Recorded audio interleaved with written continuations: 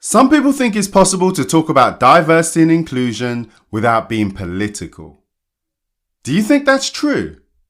I'm Dr. Jonathan. I work with organizations to make them inclusive, and I'm on a mission to help 1 million people like you to make your workplace inclusive.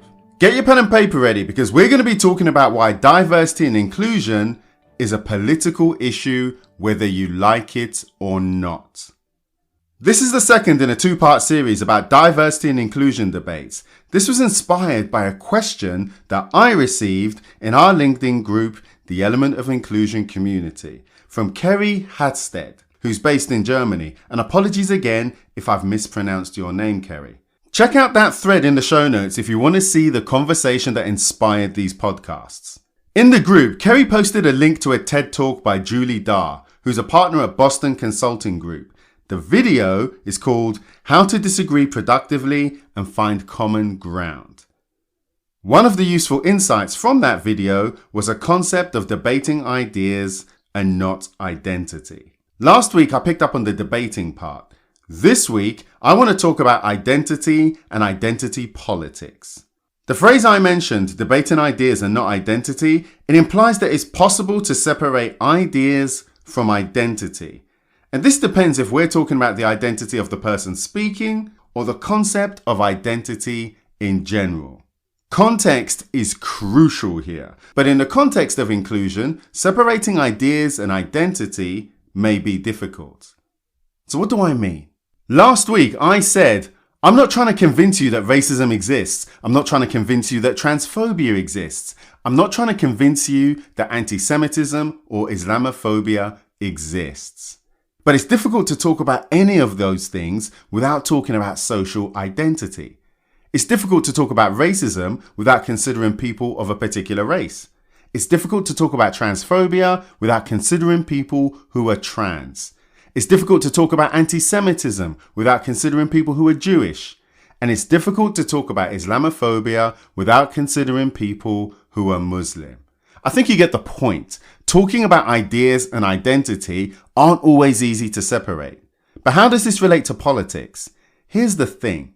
I tend not to talk about politics in the mainstream use of the word. I don't have well-articulated thoughts about each and every part of the political landscape. I recently spoke about this in my response to a great question about the reactions to race and racism and the rise of populist politics globally. My response to that question was, I don't know. I felt comfortable saying I don't know because I'm working to be your number one trusted advisor when it comes to inclusion, not when it comes to politics. And I said I don't know, but maybe I should know. Maybe you should know. Earlier this year in our book club, we reviewed Disability: The Basics. This book is a great introduction to the topic of disability. Everyone, and that means 100% of the people at the book club, thought it was a book that they would recommend to others. The author of that book identified it as being political because of his commitment to, quote, improve the lives of disabled people. His commitment to change made him political, and he's not the first person that I've encountered who had that opinion. The implication is, if you want change, you're political. Here, we're unambiguous about the change that we want to see. We want an inclusive workplace where everyone performs and everyone belongs. Everyone can reach their potential. We want change. If improving people's lives is political, by that standard, everything we discuss here is political. So what does that mean for you? Does that make you political? As a regular listener, you need to ask yourself that question. And it gets better. Given the ongoing conversations we have here about identity, given the ongoing conversations we have about creating change, which can be argued to be political, does that mean that we're promoting identity politics? It sounds like it, but what does that even mean? Is that a reasonable conclusion? I've never heard of anyone using the phrase identity politics in a positive sense. And let's be honest, whenever I've heard it, it's been used in the media as a weapon against another person, not in a way that was intended to explain anything to anyone. I don't know what you think when you hear the term identity politics. What I can tell you is that we live in a world where your identity has an influence on your outcomes as an individual. Here, we talk about the workplace. We frequently discuss research that shows that your identity has an influence on your outcomes in the workplace. We want that to change.